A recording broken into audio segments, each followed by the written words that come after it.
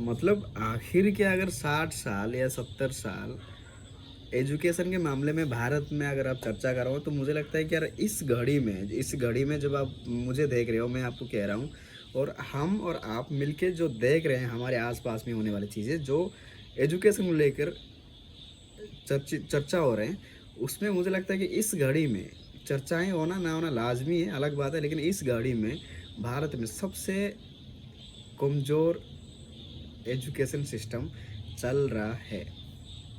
ठीक है, सबसे सीबीएसई का क्लियर नहीं हो पा रहा है, नीट री नीट का जो है नई फंडा आया है एक चीज़।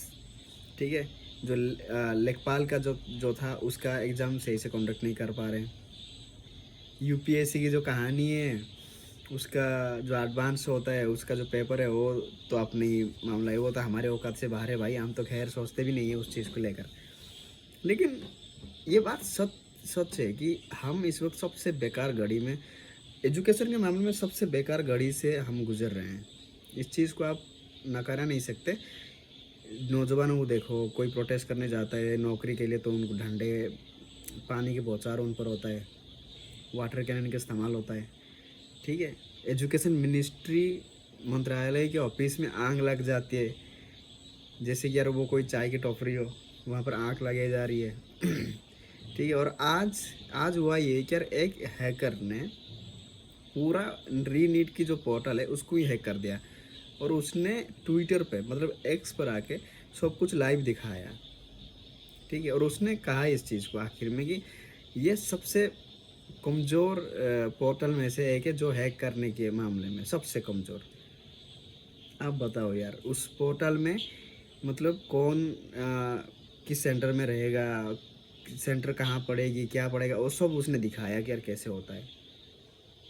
मतलब आप एयरपोर्ट्स की मदद आप लेकर आप जाइए किसी और सेंटर में जाके आप पेपर का कंडक्ट करवाइए, कुछ भी करवाइएगा, कोई बड़ी बात नहीं है। लेकिन सच बात है कि यार आपकी जो सिस्टम है वो कमज़ोर है, इस वक्त बहुत कमज़ोर है, कमज़ोर नहीं है बहुत कमज़ोर है।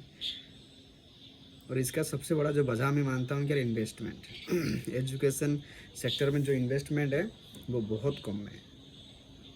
ठीक है, शायद 1200 करोड़ या ऐसे कुछ है, मैं भी इतना बेहतर से मैं देखा नहीं है उस बजट को, लेकिन वो है तो बहुत कम है। सही है, इसीलिए आपका पिलर हिल रही है, और वो पिलर के हिलने की वजह से कभी अभी कई सारे छात्राओं की उस पिलर धंसने से मौत हो चुकी है ऑलरेडी, शिक्षा की पिलर की दबने से।